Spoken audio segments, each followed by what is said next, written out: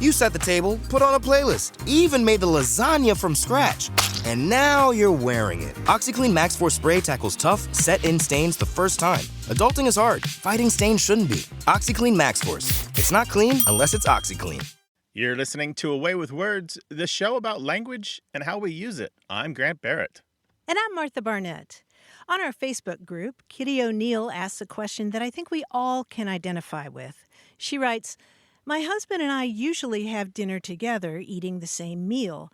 But if we're not too hungry or haven't planned anything, we each just fix our own food. He calls it catch as catch can. I call it fend for yourself. Do you call this anything? We're looking for a new phrase for us to use together." And Grant, boy, did we get a boatload of answers. Oh, yeah, tons of stuff. And one of my favorites is, we're having get-your-ony. Sounds like rice-a-roni or macaroni. I know. I love this imaginary pasta. Get your own. I mean, you can just imagine the tired adult comes home from work and the kids are saying, "What are we going to have? What are we going to have?" Get your roni. Or make your roni. That's another one. Make your roni. That's really good. And there were lots of these that were really great, like, we're having yo-yo. You're on your own. YO, YO. Uh-huh. Another name is supper jump up. If you want supper, jump up and get it yourself. And then one of my favorites was from Persephone, who wrote that they have corn, which is clean out refrigerator night. We're having That's corn.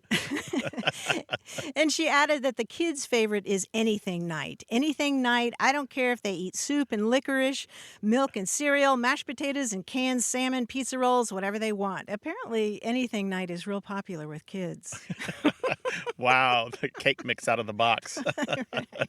Right. And it's an opportunity for adults to clean out the fridge, too. You know, just take everything out of the fridge and put it on the counter. And Yeah, wipe those shelves, clean out those drawers. yeah. So I have a few more of those that I'm going to share later in the show. Well, when it's fend for yourself night, what do you call it in your house when everyone has to make their own food and there's no planned meal? Let us know, 877-929-9673, or tell us on Twitter at WAYWORD. Hello, you have a way with words. Yeah, hi. This is Hattie. I'm calling from Houston, Texas. Hey, Hattie, welcome to the show. What can we do for you? When we were growing up in Houston, my mom had this saying, if something was short-lived, like a wedding or something, she would say, well, that lasted about as long as Pat stayed in the Army. And we were like, Mama, who was Pat? And how long did Pat stay in the Army? Of course, we never got an answer. So I was wondering if you guys could help me out. So it was a short wedding or a short marriage? Or anything that was short. You know, it could be a short wedding or, you know, a short trip somewhere or a short relationship or anything that was for a short period. She would say it lasted about as long as Pat stayed in the Army. And that's the name Pat, like P-A-T? Right, like a person, Pat. You know, I know this one, and I know it only because we've had other listeners ask about this over the years. Charlie in Alabama, Mary Beth in Eastern Kentucky, Jonathan Smith in Virginia, Matt in Florida, and Gregory in Dallas have all either called or emailed about this. And so over the years, I've had reason to look this up and try to nail this down. And I discovered a few things about it. One, sometimes people say as long as John stayed in the Army. And I've been able to trace it as far back as 1898 in Kentucky newspapers. All of the earliest uses I can find are from Kentucky, but I've never been able to figure out who Pat was. I have a theory which is worth nothing, which is worth $0 that I'll share with you, that maybe it was somebody who went to fight in the Spanish-American War, which was happening in the 1890s, but then thought better of it and came home. That's one idea, but I don't know who Pat was, but it's been traveling around. It's mainly a Southern term, Southern American English. Yeah. Well, I'm glad somebody else has heard of it because none of my friends had ever heard that saying. Yeah, it's not really that common, but it does make the rounds. You'll find it here and there. It's got just enough life to keep being passed on from person to person.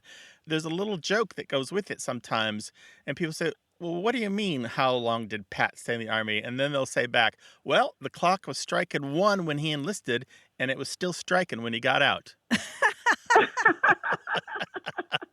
I'll have to remember that.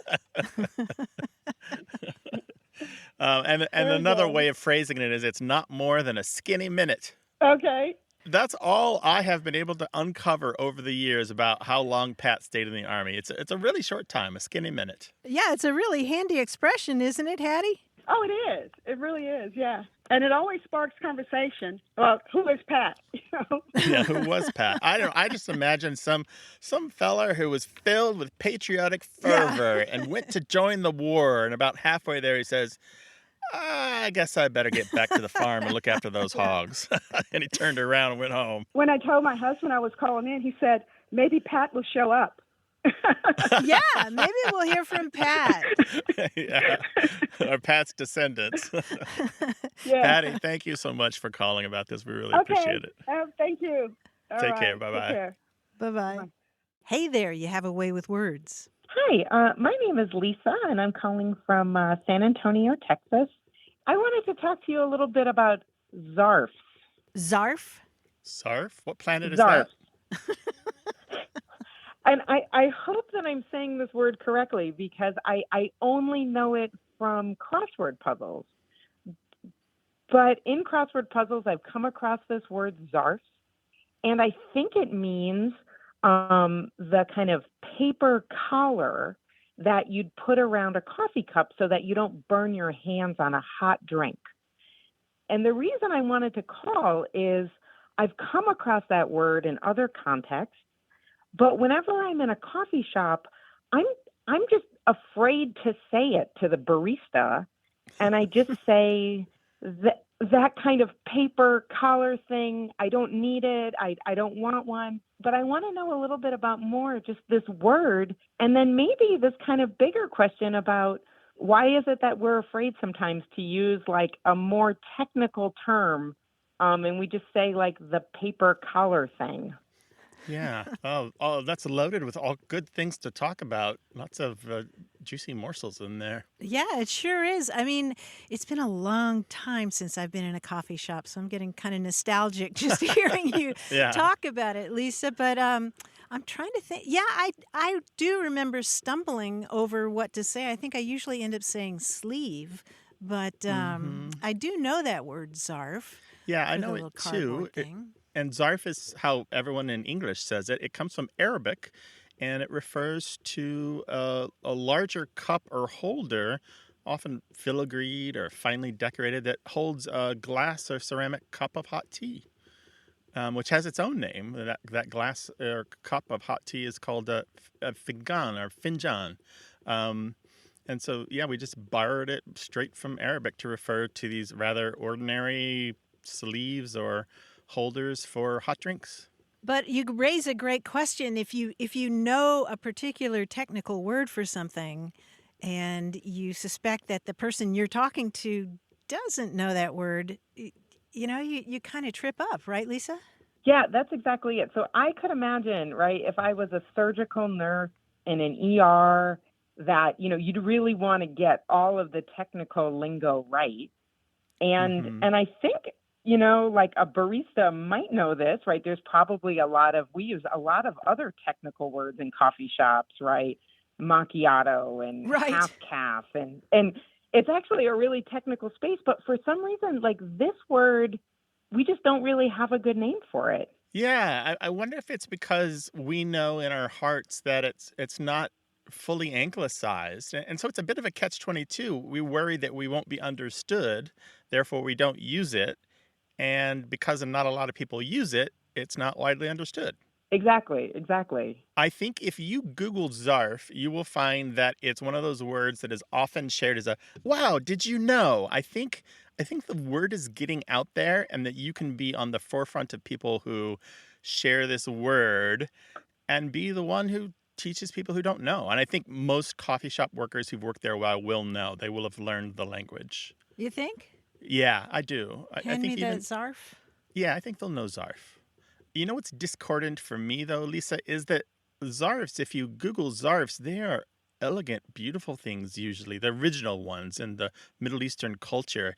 And I'm not sure that the cheap cardboard things from the coffee shop are even worthy of the name zarf, because the cleverly constructed, but they're not particularly elegant. Yeah, I've eaten in like Moroccan restaurants, and I know exactly the kind of beautiful metal, like ornated, like it brings a level of ceremony to a beverage, and surely Right. that little paper thing at a coffee shop doesn't. But it is sort of a troubling thing of like what kind of look would I get, or am I just going to have to end up feeling kind of confused and pretentious in a coffee shop? I liked your comparison to the medical field. Martha, if you and I are talking about linguistics, what do? We use the linguistics terms. But Sure.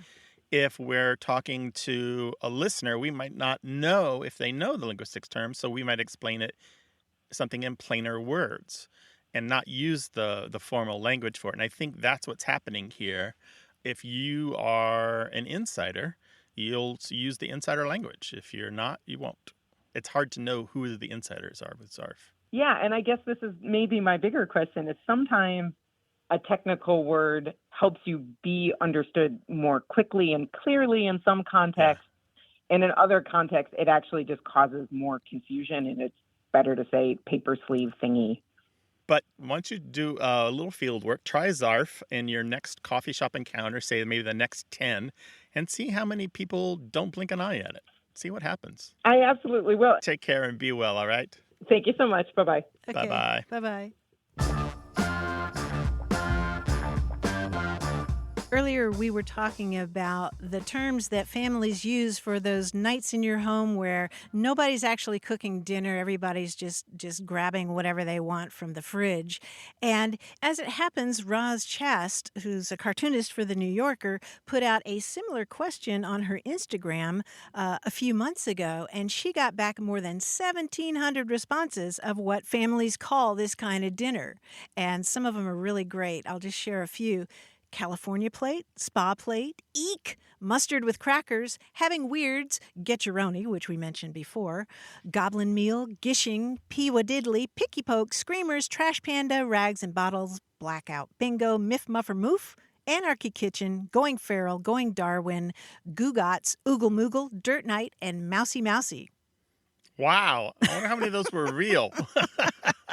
I was wondering that too, but apparently she got at least a couple of mentions of if it's. If it's in the fridge, it's fair game. I'm having butter. Look, a stick of butter. What do you call that kind of free-for-all when you have to make your own dinner? 877-929-9673 or send it to us in email. That address is words@waywardradio.org.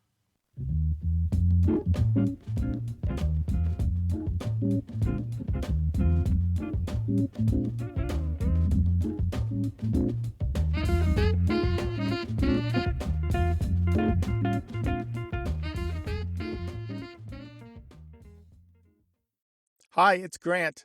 The phrase totally booked has many meanings. It could mean your favorite venue is fully reserved or you have a very busy schedule. Our take? The Webby award-winning daily podcast Totally Booked with Zibby, which you should check out.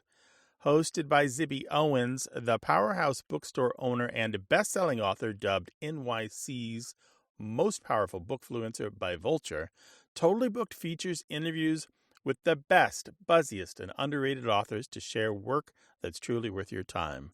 From candid memoirs to poetic short stories and debut novels, Totally Booked helps you stay in the know on the latest releases and hidden gems in just 30 minutes every day.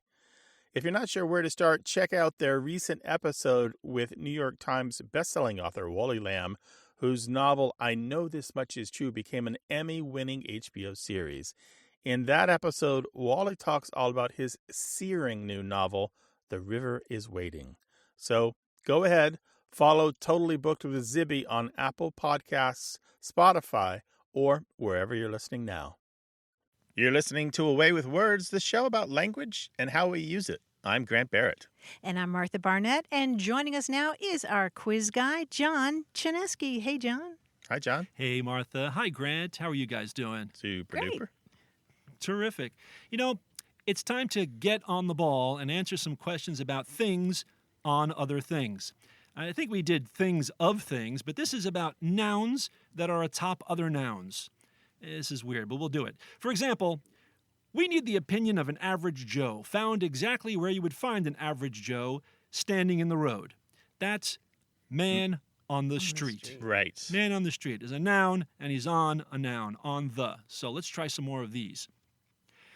We want to observe something surreptitiously, so we've got to be like an inconspicuous insect off to the side in the room. Sure. We're a fly on the wall.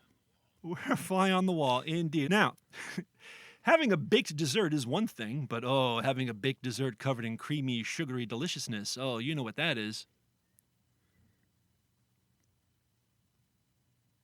Baked dessert covered in creamy, delicious. Delicious. Yeah. Hmm? Icing on the cake. Oh, yes, there we icing go, on the of cake. course. Nicely done. Now, look, before we go any further, I want to get things straight between us. I've never played Pokemon before. That's why I'm just laying my hand out in front of me. Your cards on the table. Yes, cards on the table. Very good. Now, in America, this ornithological phrase means you've got a man on second and third in baseball. In Australia, it means women have entered the room, so watch your language. Really? Yeah. Birds on the... Okay, actually, that's a more specific bird. Quack, quack. ducks on the pond. Ducks on the pond, yes, that's it. Now, if you do have ducks on the pond in baseball, maybe you shouldn't get distracted by ducks on the pond. Women, maybe you should just focus your vision and attain your goal. Keep your eye on the eyes ball. on the prize. Eyes on the Oh. prize, yeah. Both of those are fine. I want to be where the deer and the antelope play, where seldom is heard a discouraging word, where your domicile overlooks an open region where livestock feeds. On the stovetop. I mean the range. Home on the range. Yes, home on the range, right. I'm going to take this petrol as far from the conflagration as I can. I'm just afraid it's going to make the situation worse, if you know what I mean. Yeah. Throw something on the fire. Gas on the fire. Is that Gas what it on the is? fire. You don't want to Okay. throw gas on the fire. I Anything had on to the stop fire. and would be- think. Yeah. We need people there, actually there, not viewing it from afar. We need footwear hitting the soil. Boots on the Boots ground. on the ground. Boots on the ground, yes. See, now I'm in a better mood. Let's all climb up to the tavern's roof deck, and whatever you'd like to order, it's free. It's on John Chinesky. Drinks on the house. Drinks on the house. Drinks on the house. Tavern on the yes. green. Right. No, seriously, drinks are on the house. I'm not lying. I'll take an oath to that effect. On. You'll swear on the Bible? Let's put a noun on that noun. Hand on the Bible?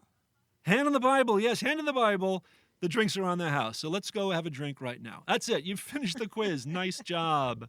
John, that quiz was right on the money. Bingo, buddy. Terrific. Thank you so much. Free We'll and talk to you worth next every week. penny.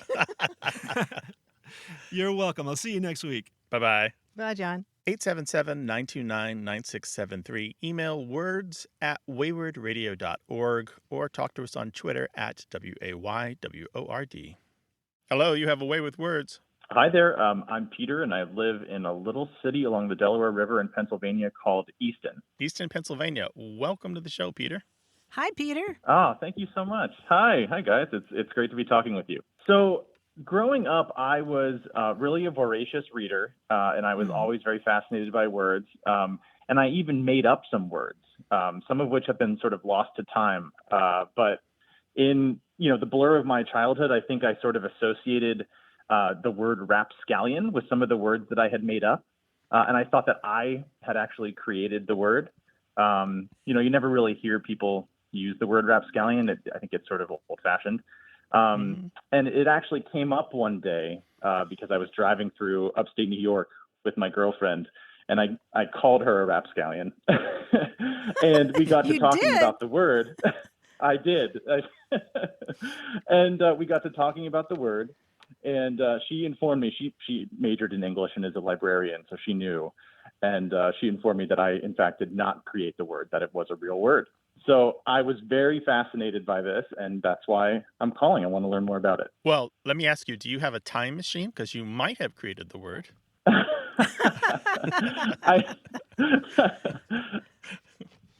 No, I guess not. Unfortunately not. No. Okay.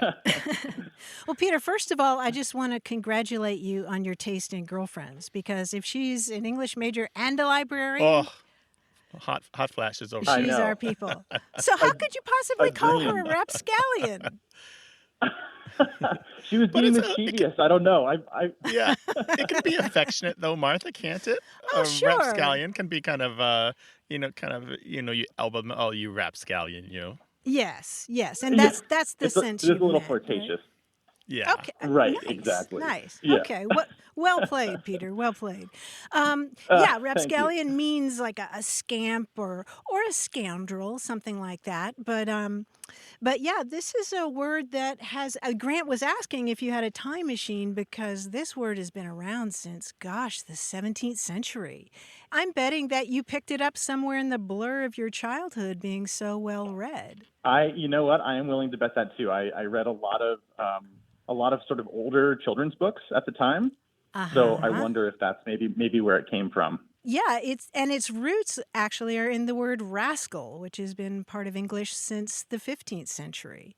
As I said, in the 17th century, it was modified to rascallion, and then by the end of the century, it was rapscallion. And as Grant said, it can be affectionate. I mean, you can use it a lot of different ways. You might talk about a little dog who's chewing your shoes, and maybe he's a rapscallion. Right.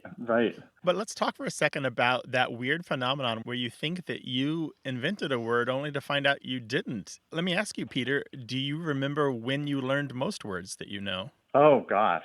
I would say probably between, I don't know, 3 and 10, 3 and 12.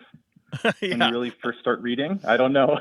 What I'm saying is, I was thinking that most words that you know, you don't know where and when you learned them. And that would be true for rapscallion as well.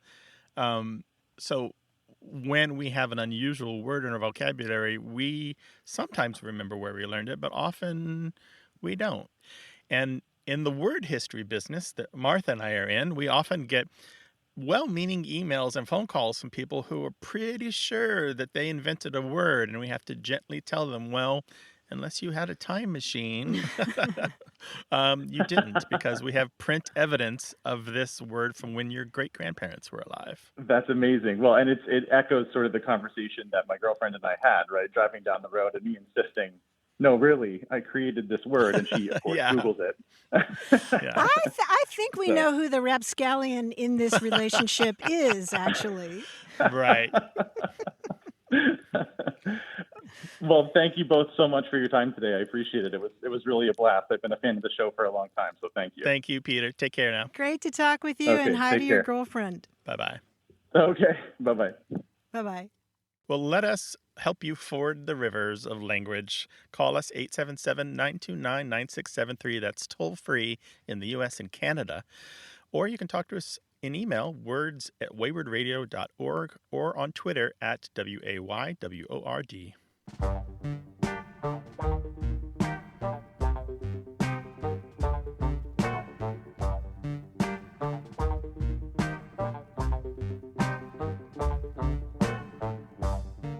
John Hyatt served in the Navy for many years, and he now lives in San Diego, and he wrote to us with some great pranks that Navy sailors would play on the newbies on the ship.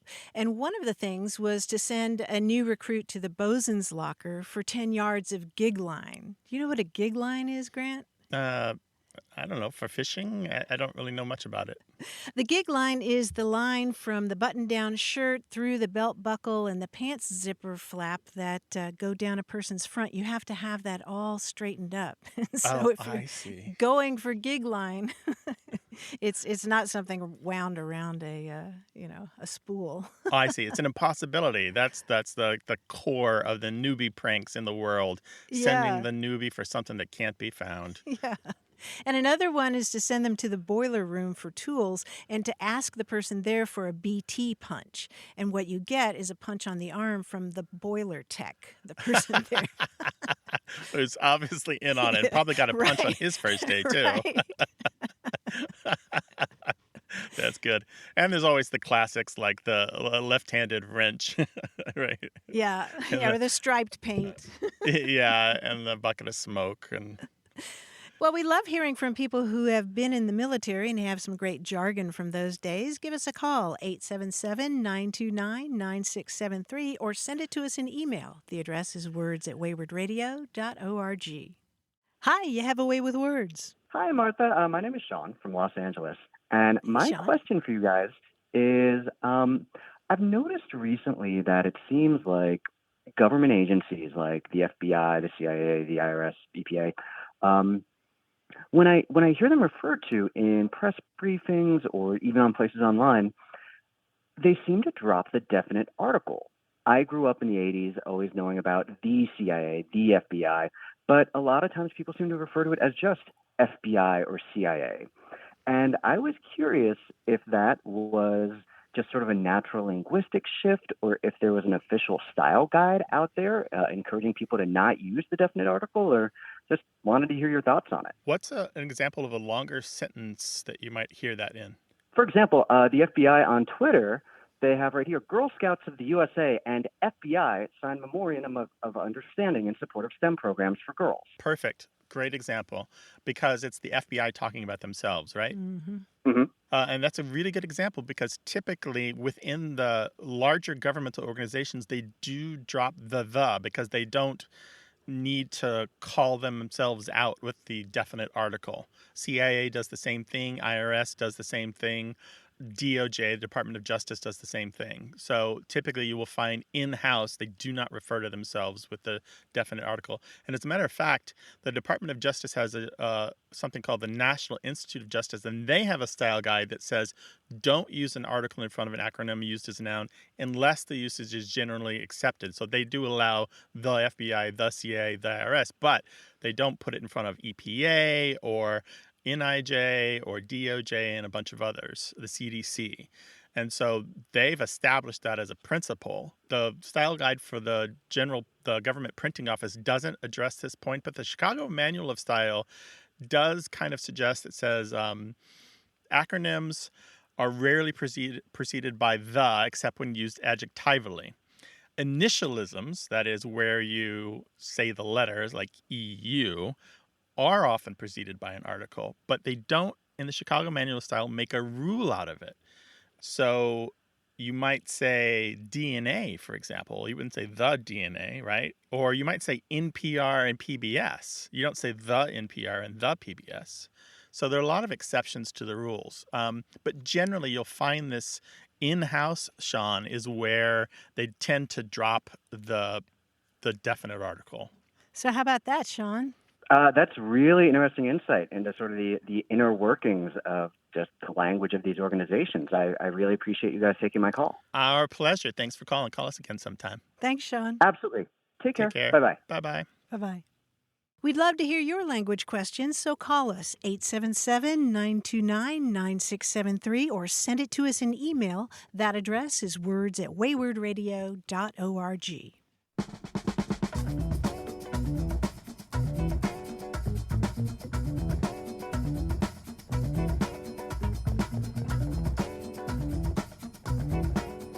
If you need to describe somebody who has a sour expression or maybe they're grumpy, you can always say, they look like they were eating vinegar off a fork. What? Isn't that a great expression? Or licking vinegar off a fork? I mean, just how would your face look if you were licking vinegar? So not only unhappy about what they're eating, but how they're eating it. Right? She looked like she'd been eating vinegar off a fork. 877-929-9673. Hello, you have a way with words. Hi, this is Jill. How are you? Excellent. Jill, where are you calling from? Dallas, Texas. Well, welcome. What can we do for you? Thank you. My daughter is with me, actually, and she has a word that her grandfather used and thus I used, and I don't know where it came from, nor does she. Well, yes, please. Let's talk to her. Yes, I am going to put her on the phone right now. Her name is Margaret. Okay. Hi, Grand Martha. Hi, Margaret. How you doing? Good, good. I'm very excited to be on here and asking my question. So it's a word that my grandfather used and then my mom used. So I've always wondered the meaning behind it. It is cornswaggled. They usually use it when they're confused, so that's what we just associate it with. But I'm curious if it actually means that and where it came from. Can you spell that, Margaret? Yes. Cornswaggled.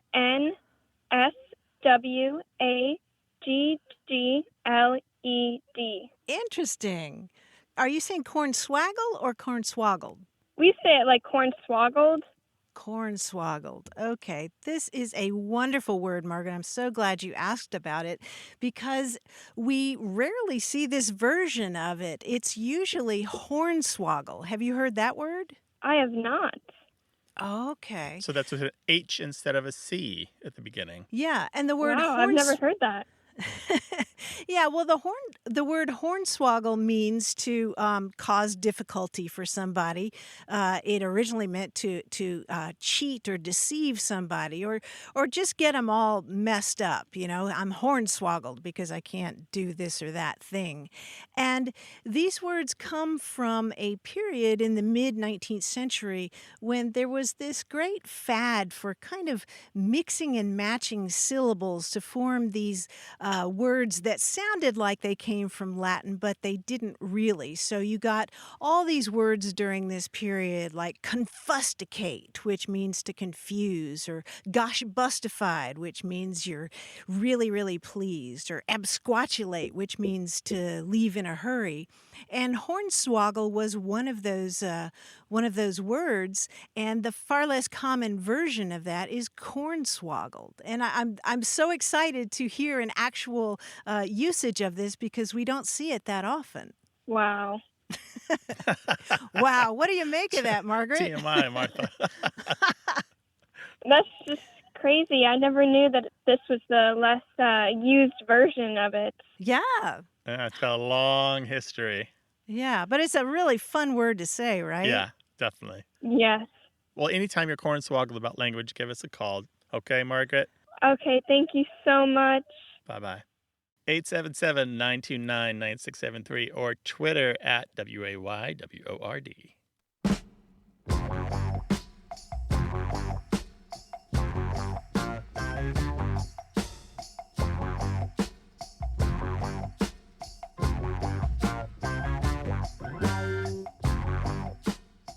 Here's a little ditty that helps kids think about the twists and turns of language. It goes, "How come you are so early of late?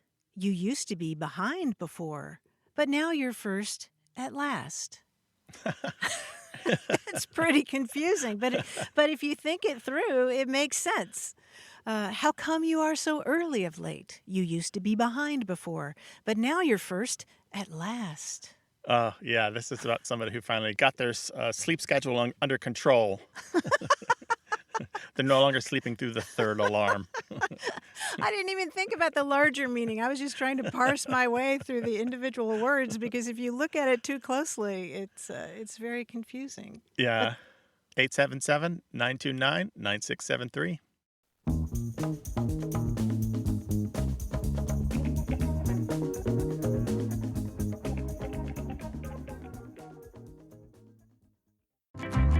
What does every USAA member have in common? Family. We're one big family who supports the military community and their eligible families. And if you, your parent, or spouse served, you could join our family and save big on auto insurance.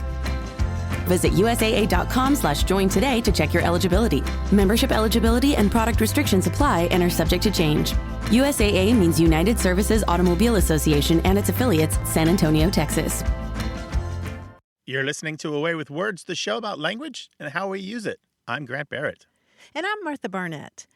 A few weeks ago, we had a conversation with Mary that you'll probably remember. She's 82, and she likes to refer to herself as being middle old.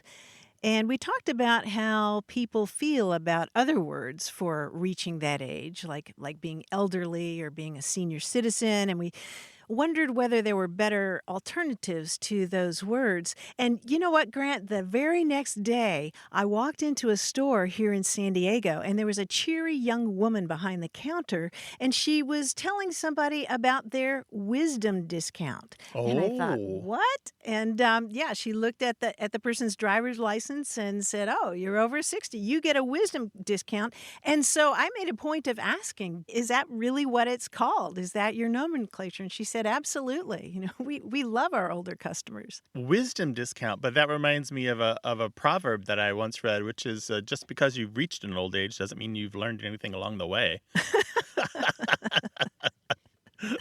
But it got me wondering whether the language we use around age will do some changing if it's good for business. We got an email from Adam Kellogg, who wrote to say that in Portland, Oregon, the local transit agency now uses the term honored citizen.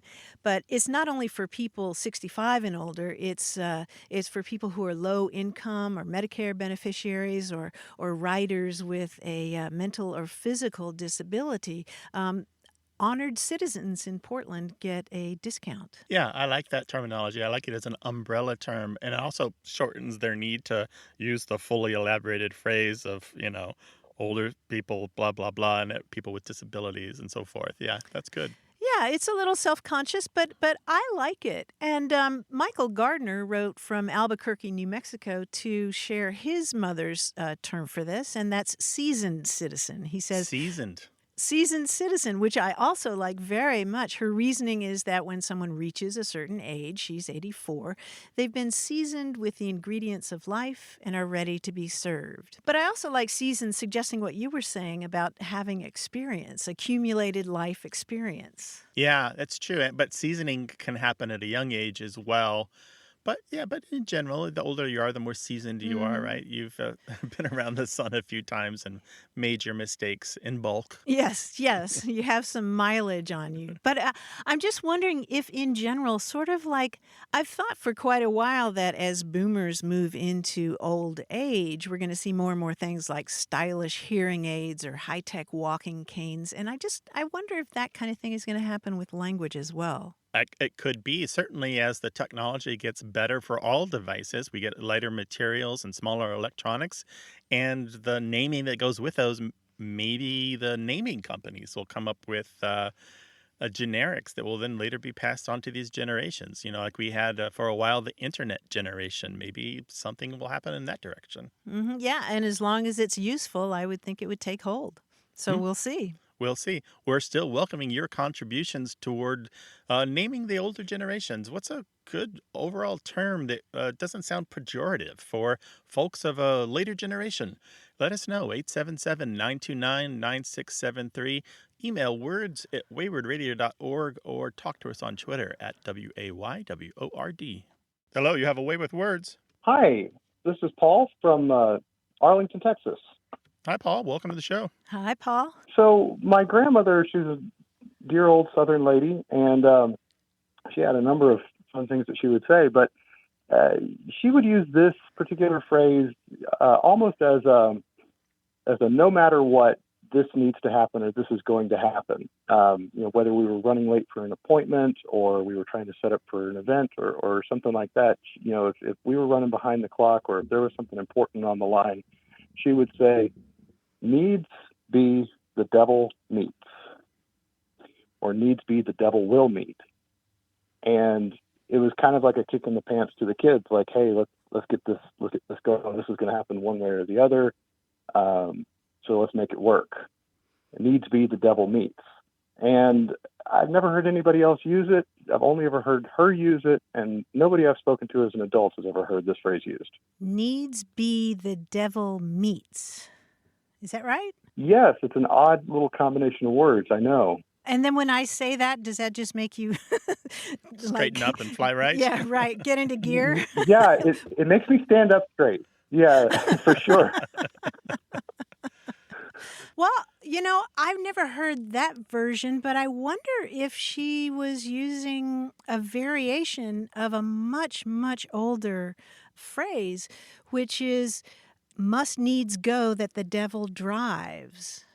That's an old, very well-established saying that goes back to the 15th century. He must needs go that the devil drives. And it means sort of that same idea of necessity is compelling you to do something. There are just no two ways about it. Whatever you've got to do is unavoidable. And you see this phrase in the early 15th century, and Shakespeare used it in All's Well That Ends Well when Clown is asked why he wants to get married. He says, "My poor body, madam, requires it. I am driven on by the flesh, and he must needs go that the devil drives." Meaning, I got to get married because my body is telling me to, and the devil is pushing me to do it. The devil is making me do it. Do you think that maybe she used a version of that? Must needs go that the devil drives? I mean, it sounds like it's used in the same way, or at least with the same context, and so that very well could be. I had no idea that it was that old.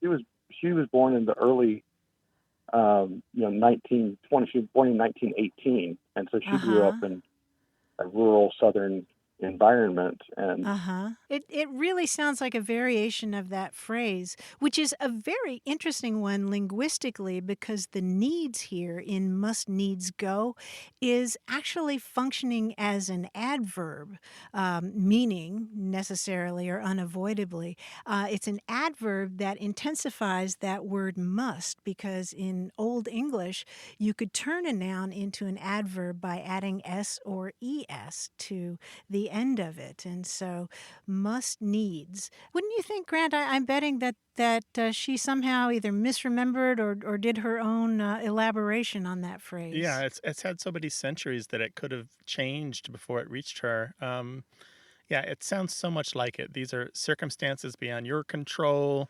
And there's also a notion here of being forced to do the unwanted, or maybe even the unexpected. Yeah, that would be a good example of how she might use that. I remember distinctly she'd like to throw a lot of parties, and if we were over there helping her get ready for her parties, it was hell or high water. This place is going to be ready to go when the guests start arriving. Sounds like a strong-willed woman. Oh, yes. Raised right. Paul, thank you so much for your question. We really appreciate it. And thanks for sharing your memories. Thank you so much for having me. I really appreciate it. I feel like I'm more enlightened now. Oh, well, that's great. And now we must needs go. Yes, I appreciate it very much. Thank you. All right, take care. All right, now. Bye-bye. thanks. Bye-bye. Our show is as much about family history and our shared culture across this continent and around the world as it is about language. Talk to us about where culture meets language in your house or in your life. 877-929-9673. Email words@waywardradio.org, or tell us about it on Twitter @WAYWORD. Hello, you have a way with words. Hi, my name is Carl, and I'm calling from Vancouver, British Columbia. Hi, Carl. Welcome to the show. I was hoping you could tell me a bit about a particular use of the term meat. I was wondering if it's common or if there's any history to using this term, this word, to refer to food that isn't animal flesh and would never be mistaken for it. This is meat, M-E-A-T, meat? That's it, yes, exactly. Like, chicken or beef or that sort of thing. Basically, what happened was I was on the internet and I came across this discussion thread where people were talking about little tricks they use to make their lives easier. They call them life hacks. And I said that if you're boiling an egg, you can put some baking soda in the water, which stops the shell from sticking to the meat. And this other person, I don't know if they looked at me like I had two heads because it's the internet, but they did seem very surprised. They seemed very surprised to see someone use the term meat in reference to an egg. So I was just wondering if that's an unusual way to put it. My heavens. So you were talking about separating the shell from the inner part, the edible part of the egg, and you referred to that edible part of the egg as meat. Exactly, yes. They were surprised. I think they got what I meant. It was just they were surprised. And, I wouldn't just talk about an egg like this. It's pretty much anything where you need to separate like an inedible outer shell from something edible, like an egg or an orange or like a nut, maybe. Sure, sure. Mm-hmm. Gosh, I wonder if the people who had a problem with that have access to dictionaries. If you look at Merriam-Webster, in the Mm-hmm. first definition, it defines meat as something eaten by man or beast for nourishment, food. But then the second part of that definition is the edible part of a nut, fruit, or egg. Oh, really? Yes, Huh. yes, and you'll find that a similar definition in the Oxford English Dictionary. I mean, meat, the word itself, has a really interesting history because it generally referred to food or nourishment in Middle English. What's really cool is that it became more and more specific over time to refer Okay. usually to animal flesh, but in Middle English, you could call vegetables green meat and dairy products white meat. That's how generic that term was. And I guess generally, I mean, in general usage, when you're talking about, I'm going to fry up some eggs, you don't say, I'm going to fry up some egg meat, or, would you, would you Yeah. like some poached No. egg meat? But you were perfectly correct to describe the inner part of the egg as meat. Oh, okay. Do you know if people use the term this way in languages other than English? Because I was talking to my brother about this. He lives in Japan, and he said that in Japanese, the symbol for meat is found all the time on packages of fruit and stuff like that. Plums, I think, was the example he used. Interesting. I don't know of any others. Do you, Grant? It's possible. It's hard when you have the cross translation. Mm-hmm. If their symbol for meat means exactly the same as our word for meat. Right. It's hard to know without being fully conversant in both languages. Right. Yeah, I imagine so. No, I'll maybe get him to send you a field report. That would be great. And you can tell your correspondents that you were perfectly within your rights to use that word that Absolutely. way. Yeah. Oh, well, that's encouraging. Thank you. Thank you, Carl. My pleasure. Take care now. Thanks You for too. calling. Bye. Well, if there's a question that's bugging you, we'd love to hear about it. Call us, 877-929-9673. Hello, you have a way with words. Hi, my name is Robin, and I am calling from Yuma, Arizona. Hi, Robin. Welcome to the show. Hey, Robin. Thank you so much for having me. So I'm calling because there's this term. It's 5011. Well, the way you say it is 5011, but it's 5011. And so the way that you use it is to describe a perceived innumerable number, or something that is a lot, or something that you just don't know how much. So how many jelly beans are in a jar? 5011. Like I tell my kids, I told you 5011 times to clean your room. So that's what 5011 is. Yes. Now, I'm from Virginia, and I thought it was like a Southern Virginia, North Carolina thing. And then I heard other people say it. But then I also heard someone from like Chicago and Cleveland say it. And I thought that it was like a Black Southern thing. But then when I heard someone from Chicago and Cleveland say it, then I was like, wait, it's a little bit more widespread. And I just kind of chucked it up to the Great Migration. Like maybe they just heard it, grandma say it. And so I'm noticing that it's like catching up a little bit more steam, and more people are saying it, like younger kids are saying it. So I just want to know, like, where did it come from? Oh, boy. What I grew up was hearing a different version. My Aunt Mazo from North Carolina used to say, I told you, Martha Ann, 40-11 times to get your britches on.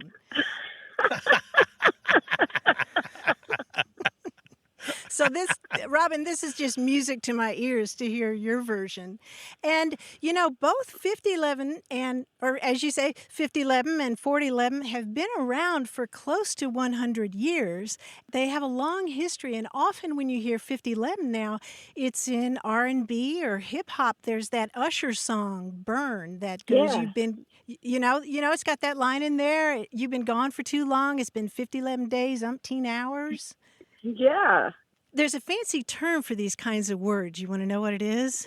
What is it? Indefinite hyperbolic numerals. Okay.